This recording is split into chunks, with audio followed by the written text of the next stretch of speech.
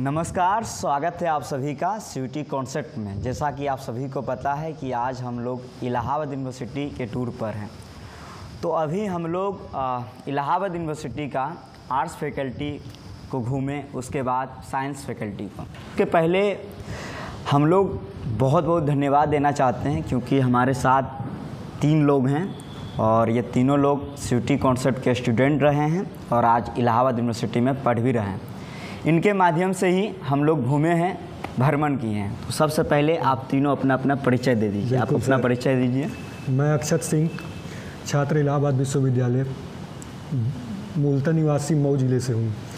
मैंने CUT concept से 2020 में जुड़ा था और उसी साल एग्ज़ाम को क्रैक किया था।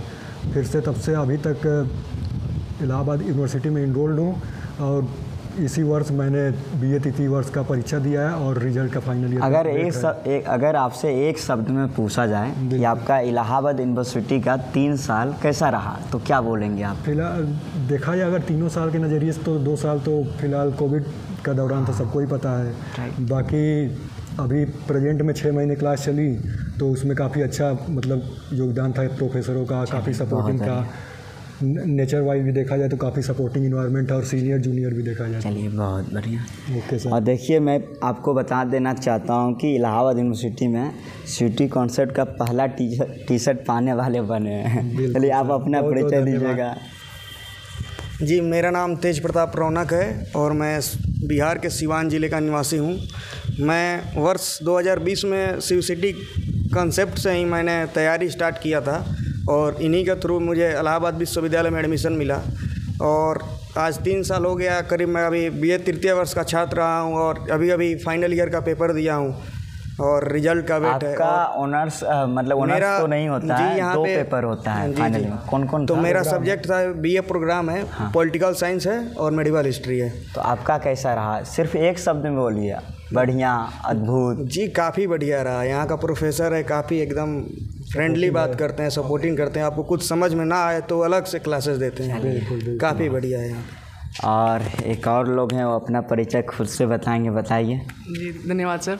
मेरा नाम अभिषेक कुमार है और मैं बिहार के पूर्वी चंपारण ज़िले से हूँ और मैंने वर्ष 2021 में जो बीएचयू कॉन्सेप्ट पहले नाम हुआ करता था उसके थ्रू मैंने तैयारी किया था।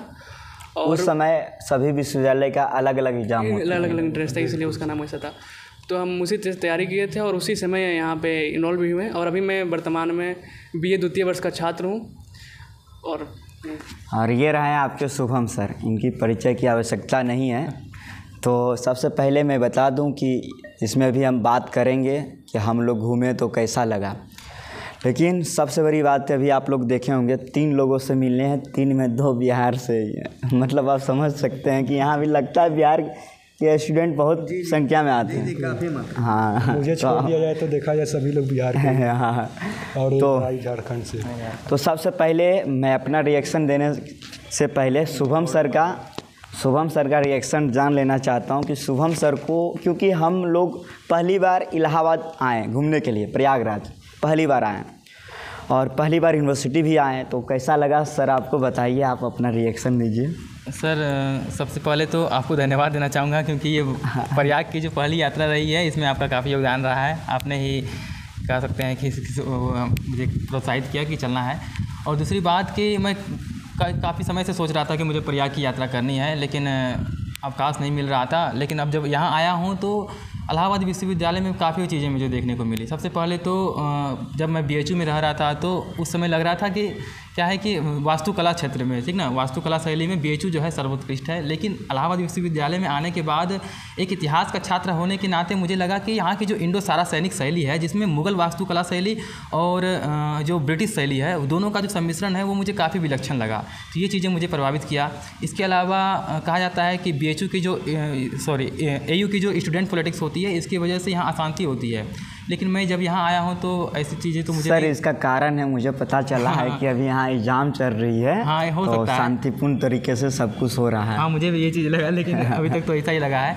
इसके अलावा मैंने यहाँ देखा कि यहाँ के काफ़ी पूर्ववर्ती छात्र जो रहे हैं उनसे मैं काफ़ी अधिक कह सकते हैं प्रेरित हुआ हूँ। जैसे यहाँ से हमारे महामना जी जो बीएचयू के संस्थापक हैं, प्रेरणा स्रोत हैं हमारे, तो वो यहाँ के स्टूडेंट रहे हैं, तो वो चीज़ें भी मुझे काफ़ी अच्छी मैं लगी। चाहूँगा कि शुभम सर दोनों माइक को लगा लें और एक बार सामने से जाइए और बिल्कुल। राकेश सर भी दिखाते जाएंगे। दिखा दीजिए सर। आपको मैं दिखाता हूँ कि इलाहाबाद विश्वविद्यालय की इस पावन धरती से हमारे देश को कई अनमोल रत्न प्राप्त हुए हैं, जिनके बारे में आप किताबों में पढ़ते हो, जिनके बारे में आप हमेशा सुनते हो। तो आइए मैं आपको दिखाता हूँ। सबसे पहले आप देख सकते हैं कि इलाहाबाद विश्वविद्यालय, हर एक विश्वविद्यालय का एक लोगो होता है, प्रतीक चिन्ह होता है। तो इसी प्रकार से इलाहाबाद विश्वविद्यालय का भी प्रतीक चिन्ह है, ठीक है।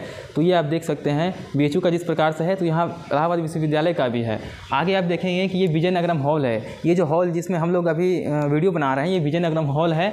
और इसकी जो शैली है, वास्तुकला शैली है, ये इंडो सारासैनिक शैली है। मैंने अभी बताया कि मुगल वास्तुकला शैली और जो ब्रिटिश वास्तुकला शैली है, ये मैंने क्लास 12 में पढ़ा था और यहाँ मैंने इसका प्रत्यक्ष दर्शन किया है। तो ये चीज़ें मुझे काफ़ी कह सकते हैं अट्रैक्टिव लगी है, ठीक है। तो ये चीज़ें आप देख सकते हैं। फिर अब मैं आता हूँ कि यहाँ से जो विशिष्ट छात्र रहे हैं, यानी कि यहाँ के जो एलुमनाई रहे हैं, उनमें से कह सकते हैं कौन कौन जो है काफ़ी प्रसिद्ध हैं, जिनके बारे में आप जानना चाहेंगे। तो यहाँ पे लिखा हुआ है प्रोफेसर नील रतन धर। तो आप देखे होंगे इनको, इनके बारे में आप जानते होंगे। अगर नहीं जानते तो मेघनाथ साहा का नाम आपने ज़रूर सुना होगा। मेघनाथ साहा जो है वो किसी परिचय के मोहताज नहीं है, आप इनके बारे में अवश्य जानते होंगे। बाकी गोविंद स्वरूप हैं, हरिश्चंद्र हैं। इसके अलावा राजनीतिक की बात करते हैं। हो सकता है कि आप वैज्ञानिक के बारे में ना जानते हों, लेकिन जब राजनीति की बात आती है तो देश के कोने कोने के लोगों की आवाज़ जो है बुलंद होती है, सब लोग जानते हैं इनके बारे में। तो शंकर दयाल शर्मा के बारे में बता दूं कि ये देश के राष्ट्रपति रहे हैं और इन्होंने इलाहाबाद विश्वविद्यालय से, यानी इसी परिसर से इन्होंने पढ़ाई की है। इसके अलावा गुलजारी लाल नंदा जिन्होंने 2 बार भारत के कार्यवाहक प्रधानमंत्री के रूप में पद को सुशोभित किया। हालांकि इन्होंने प्रधानमंत्री पद का जो है कह सकते हैं कि अस्थायी रूप से पद नहीं मिल पाया, लेकिन देश की राजनीति में इनका एक काफ़ी अच्छा रोल रहा है। उसके अलावा गोविंद बल्लभ पंत के बारे में आप जानते हैं कि जब उत्तर प्रदेश का निर्माण किया गया, उत्तर प्रदेश राज्य का गठन हुआ, जब संयुक्त प्रांत से इसका नाम उत्तर प्रदेश कर दिया गया, तो यहाँ के प्रथम निर्वाचित मुख्यमंत्री के रूप में गोविंद बल्लभ पंत चुने गए थे, ठीक है। उसके अलावा चंद्रशेखर, जिनको युवा तुर्क के नाम से जाना जाता है, जब इंदिरा गांधी की सरकार थी तो उस समय इनका काफ़ी अधिक रोल रहा था। उसके बाद से जो है ये काफ़ी अधिक राजनीति में दिलचस्पी रखते थे। और उसके बाद जब जनता दल की सरकार बनी थी 1989 ईस्वी में, ठीक है, जब वीपी सिंह की सरकार बनी थी, तो उसके बाद उस समय की राजनीति में भी इनका काफ़ी अधिक सक्रियता थी, ठीक है। इसके अलावा सैयद नूरुल हसन, ठीक है, मैं इतिहास का छात्र रहा हूं और इतिहास के छात्र के रूप में मैंने सैयद नूरुल हसन के बारे में काफ़ी पढ़ा है। ये जो है इतिहास बहुत बड़े इतिहासज्ञ थे और इसके अलावा ये देश की राजनीति में काफ़ी सक्रिय भूमिका निभाते थे और देश के शिक्षा मंत्री भी थे। शिक्षा मंत्री रहते हुए इन्होंने NCERT के जो रूपरेखा होती है उसको बदलने में कह सकते हैं एक सक्रिय भूमिका निभाई थी। कैलाश नाथ काटजू, ये बहुत प्रसिद्ध विधि अधिवक्ता रहे हैं, वकील के रूप में देश में जाने जाते रहे हैं। महर्षि राजर्षि टंडन, ठीक है, राजर्षि टंडन के बारे में बता दूं कि हिंदी साहित्य की जब बात आती है तो BHU और इलाहाबाद विश्वविद्यालय, इन दोनों की जो भूमिका होती है वो काफ़ी कह सकते हैं अग्रणी मानी जाती है पूरे देश के स्तर पर। तो उन्हीं में से एक है राजर्षि टंडन और ये उत्तर प्रदेश और राष्ट्रीय स्तर की कह सकते हैं राजनीति में भी सक्रिय रहे हैं। तो ये चीज़ आप जान सकते हैं। कांग्रेस के अध्यक्ष भी रहे हैं। कांग्रेस के अध्यक्ष को लेकर जो है इनका और पंडित जवाहरलाल नेहरू के बीच जो है कह सकते हैं कॉन्फ्लिक्ट भी हुआ था, तो उस पर मुझे नहीं जाना है।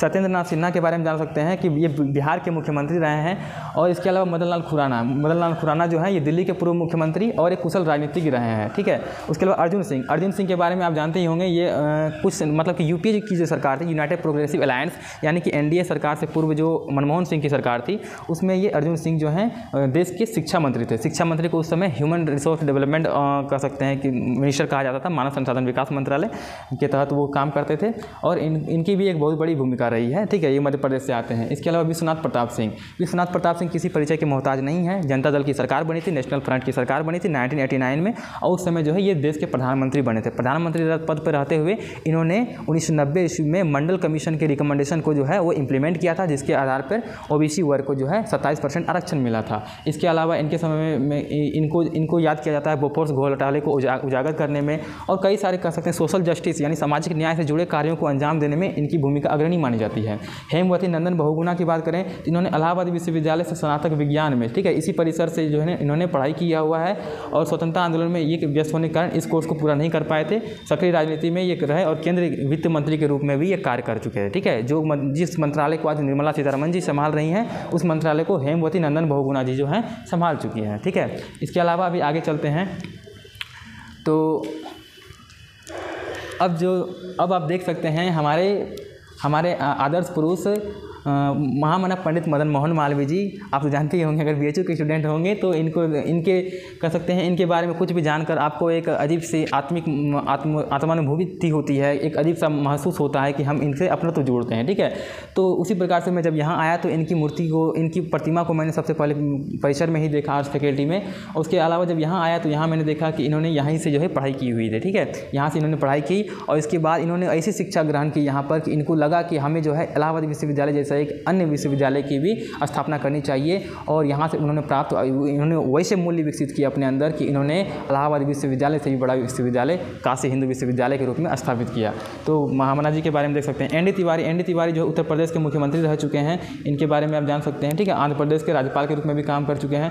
द्वारिका प्रसाद मिश्र के बारे में मैंने सर्वप्रथम NCERT की क्लास 12 की बुक में पढ़ा था, पॉलिटिकल साइंस में और हिस्ट्री में, जहाँ मैंने देखा था कि माखनलाल चतुर्वेदी को ये सम्मानित करते हुए नजर आ रहे हैं। आज पता चला कि ये पंडित द्वारका प्रसाद मिश्र जो हैं वो यहीं के स्टूडेंट रहे हैं। सूर्य बहादुर थापा, नेपाल के प्रधानमंत्री, भारत के प्रधानमंत्री की तो बात हो ही गई, लेकिन नेपाल के प्रधानमंत्री भी यहाँ के स्टूडेंट रह चुके हैं। इससे बड़ी बात क्या हो सकती है, तो आप देख सकते हैं। इसके अलावा चंद्रधर शर्मा गुलेरी, इनको भी मैंने क्लास 11th और 12th में पढ़ा था, ठीक है। चंद्रधर शर्मा गुलेरी के बारे में कि कच्चा चिट्ठा नाम से इनका एक वो था, लेखन था, तो उनको मैंने पढ़ा था। तो चंद्रधर शर्मा गुलेरी के बारे में यहाँ आके आज देखा हूँ कि ये भी यहीं से पढ़े हुए थे, ठीक है। मेयो कॉलेज लिखा हुआ है। मेयो कॉलेज जो है बनारस इलाहाबाद यूनिवर्सिटी को जब उस 1887 ईस्वी में 1887 में स्थापित किया गया था, उसमें इसको मेयो कॉलेज कहा जाता था। आज जो है इसको इलाहाबाद यूनिवर्सिटी कहा जाता है। इसके अलावा धर्मवीर भारती देख सकते हैं। धर्मवीर भारती ये भी किसी परिचय के मोहताज नहीं है। हिंदी साहित्य में उत्कृष्ट लेखन के अतिरिक्त इन्होंने हिंदी पत्रिका धर्मयुग की शुरुआत की थी, तो ये भी इनको आप जानते ही होंगे, हिंदी साहित्य में इनकी अग्रणी भूमिका रही है। महादेवी वर्मा को तो आप जानते ही हैं कि जब भी बात आती है छायावाद काल की, तो छायावाद के 4 स्तंभ में महादेवी वर्मा का भी नाम आता है। फिराक गोरखपुरी भी हिंदी साहित्य से जुड़े रहे हैं, ये भी इलाहाबाद यूनिवर्सिटी के स्टूडेंट रहे हैं। इसके अलावा भगवती चरण वर्मा की बात करें, भगवती चरण वर्मा भी यहीं से रहे हैं। भगवती चरण, जहाँ तक मैं याद कर पा रहा हूँ कि भगवती चरण वर्मा या वृंदावन लाल वर्मा, दोनों में से मुझे कन्फ्यूजन हो सकता है। इनकी एक पंक्ति है, इस पंक्ति मुझे याद नहीं आ रही है, तो आगे चलता हूँ, ठीक है। शमसुर रहमान फारूकी, ठीक है। शमसुर रहमान फारूकी की बात करें तो इनके बारे में मुझे विशेष जानकारी नहीं है, लेकिन यहाँ लिखा हुआ है कि ये भारतीय व उर्दू भाषा के कवि रहे हैं, लेखक रहे हैं, आलोचक रहे हैं और सिद्धांतकार थे, ठीक है। इसके अलावा आचार्य नरेंद्र देव के बारे में मुझे पहले से पता था, क्योंकि मैं जिस छात्रावास में BHU में रहा करता था तो उसके बगल में ही आचार्य नरेंद्र छात्रावास भी था, ठीक है। इनके नाम पर ही ND हॉस्टल। और ये जो आचार्य नरेंद्र देव हैं ये समाजवादी चिंतक थे, ठीक है। इसके अलावा इन्हें बौद्ध धर्म के बारे में विशिष्ट ज्ञान प्राप्त था और ये BHU के कुलपति के पद को भी सुशोभित कर चुके थे, ठीक है। तो इनके बारे में भी आपको याद रखना है, ये भी BHU यहाँ इलाहाबाद यूनिवर्सिटी से पढ़े हुए थे। राजकुमार वर्मा की बात करें तो ये भी प्रसिद्ध साहित्यकार थे, ये भी आपको याद रखना, और ये भी इलाहाबाद यूनिवर्सिटी के ही अंग थे। इसके अलावा JK मेहता को आप देख सकते हैं। JK मेहता हैं आपके समक्ष। दौलत सिंह कोठारी हैं, ठीक है। दौलत सिंह कोठारी हैं, इनके बारे में भी आपको पता होना चाहिए, ये भी यहीं से रहे हैं। अमरनाथ झा रहे हैं, इनके नाम पर यहाँ पर एक छात्रावास भी है अमरनाथ झा के नाम पर। महर्षि महेश योगी भी यहीं से रहे हैं, आप देख सकते हैं। इसके अलावा सरसुंदर लाल के बारे में थोड़ा मैं कहना चाहूँगा कि सरसुंदर लाल जो है वो BHU के प्रथम कह सकते हैं प्रथम कुलपति रहे हैं, ठीक है। BHU के प्रथम कुलपति सरसुंदर लाल रहे हैं और इनके नाम पर ही वहाँ पर BHU में सरसुंदर लाल हॉस्पिटल भी है, जहाँ पर बच्चों के लिए स्वास्थ्य सुविधा के लिए सारी चीज़ें मिलती है मुफ्त में, ठीक है। तो ये आप देख सकते हैं। AC बनर्जी यहीं से रहे हैं। डॉक्टर ताराचंद्र महान इतिहासज्ञ रहे हैं, हिस्टोरियन रहे हैं। और गंगानाथ झा भी, इनका भी काफ़ी योगदान रहा है, तो ये भी यहीं से रहे हैं। इसके अलावा जो आगे चलते हैं तो आगे आपको 4 नाम दिख रहे हैं। ये जो हैं वकील रहे हैं और शिक्षाविद रहे हैं, न्यायविद और संविधान विशेषज्ञ एक तरह से कह सकते हैं रहे हैं। और इसमें है विश्वेश्वर नाथ खरे को आप जान सकते हैं, उच्चतम न्यायालय में न्यायाधीश रहे हैं। और भारत सरकार द्वारा 2006 में इन्हें जो है पद्म विभूषण दिया गया, यानी कि जो भारत की जो सर्वोच्च अलंकरण होता है भारत रत्न के बाद का जो श्रेणी आता है उसमें पद्म विभूषण आता है, पद्म भूषण आता है, पद्मश्री आता है। तो इनको जो है भारत रत्न के बाद वाला यानी कि पद्म विभूषण से विभूषित किया गया था 2006 में, ठीक है। उसके अलावा जगदीश शरण वर्मा है। जगदीश शरण वर्मा भी भारत के मुख्य न्यायाधीश रहे हैं। समझ सकते हैं कितनी बड़ी बात है, भारत के मुख्य न्यायाधीश होना बहुत बड़ी बात होती है, चीफ जस्टिस ऑफ इंडिया। उसके अलावा शिवनाथ काटजू हैं, शिवनाथ काटजू को आप देख सकते हैं। और RS पाठक जो हैं वो गोपाल स्वरूप पाठक के पुत्र थे, ठीक है। गोपाल स्वरूप पाठक के पुत्र हुए, तो ये भी यहीं के स्टूडेंट रहे हैं, लिखा हुआ है, तो आप ये चीज़ देख सकते हैं। तो आप समझ सकते हैं कि इस परिसर से देश को कई सारे अनमोल रत्न प्राप्त हुए हैं, जिन्होंने राष्ट्र निर्माण में एक महती भूमिका का का निर्वहन किया है। तो इसलिए ये इस कैंपस में आना, हमारा आना एक तरह से सौभाग्य जैसा है। इस परिसर में आना वाकई हमें एक अजीब सा अनूठा अनुभव दे रहा है, जिसके बारे में कह सकते हैं जितनी तारीफ़ की जाए, जितने शब्द आपके समक्ष रखा जाए उतने कम होंगे। तो आगे भी मैं आपको पल पल की अपडेट देता रहूँगा। मैं जो कुछ भी यहाँ पर अनुभव करूँगा, जो कुछ भी देखूँगा, उसके बारे में मैं आप लोग को बताता रहूँगा। सबसे पहले हम लोग ट्रेन से जब प्रयागराज जंक्शन पे उतरने के बाद इलाहाबाद विश्वविद्यालय आने के क्रम में जिस रास्ता से हम लोग आए, तो मुझे ऐसा लग रहा था कि PCS का गली है, क्योंकि सफाई के मामले में बहुत बेहतरीन था। इसके अलावा पे हम लोग रुके, वो जो इलाका था, उस इलाका में जब हम लोग देखें तो वहाँ पे कई ऐसे मकान थे जिस मकान से IAS, PCS, IRS, IFS, तो सभी लोग का मतलब एक क्रम नहीं था। तो इससे सीधा आप स्पष्ट पता कर सकते हैं कि इलाहाबाद जो PCS के लिए, UPSC के लिए जाना जाता है, वो कितना ज़्यादा बेस्ट है। अब बात कहा जाए इलाहाबाद विश्वविद्यालय का, तो सबसे पहले हम लोग आर्ट्स फैकल्टी गए, फिर साइंस फैकल्टी आए। तो कला के क्षेत्र में जैसा कि शुभम सर ने आपको बताया, मैं ज़्यादा तो नहीं कहूँगा, लेकिन बस इतना कहूँगा एक शब्द में कि अद्भुत, अद्वितीय, बहुत बेहतरीन है। मैं तो BHU का स्टूडेंट रहा हूँ, वहाँ से UG किया हूँ, PG कर रहा हूँ। पहली दफ़ा मैं इलाहाबाद विश्वविद्यालय आया हूँ, पहली बार घूमा हूँ। एग्ज़ाम का समय है तो मैं देख पा रहा हूँ जितने भी स्टूडेंट हैं सभी लोग पढ़ाई कर रहे हैं। फैकल्टी होती है उसके बरामदा पर, सभी लोग पढ़ाई कर रहे थे। माहौल मुझे बहुत बढ़िया लगा। और ये हो सकता है कि मैं जिस टाइम आया हूँ एग्ज़ाम टाइम है, तो एग्ज़ाम टाइम तो सब लोग पढ़ते ही हैं, ये भी एक हो सकता है। बाकी बहुत बेहतरीन मुझे लगा। और आप लोग भी भले यहाँ एडमिशन लीजिए या ना लीजिए, वो आपकी राय हो सकती है, लेकिन एक बार ज़रूर इलाहाबाद विश्वविद्यालय को घूमिए। जब आप घूमेंगे तो आप खुद अपने आप में ये देख पाएंगे कि समझ पाएंगे अपने आप से कि यहाँ क्यों पढ़ना चाहिए। एक जो सबसे ख़ास बात है कि मदन मोहन मालवीय जी के बारे में आप लोग जानते हैं कि काशी हिंदू विश्वविद्यालय के संस्थापक हैं। मदन मोहन मालवीय जी इलाहाबाद विश्वविद्यालय के ही स्टूडेंट रहे हैं, और इलाहाबाद को हम लोग पूर्व का ऑक्सफोर्ड जानते थे, शायद मेरे अनुसार जानते भी हैं, क्योंकि मैं जब आर्ट्स फैकल्टी का देखा बिल्डिंग तो इतना बेहतरीन लगा कि वाकई में मैं इंडिया में नहीं हूँ। मुझे ऐसा लगा कि वाकई में ऑक्सफोर्ड यूनिवर्सिटी में कहीं ना हूँ, लेकिन बहुत बेहतरीन लगा। ज़रूर आप लोग आइए, घूमिए। बस एक शब्द में यही कहूँगा, बहुत बेहतरीन लगा। बहुत बहुत धन्यवाद आप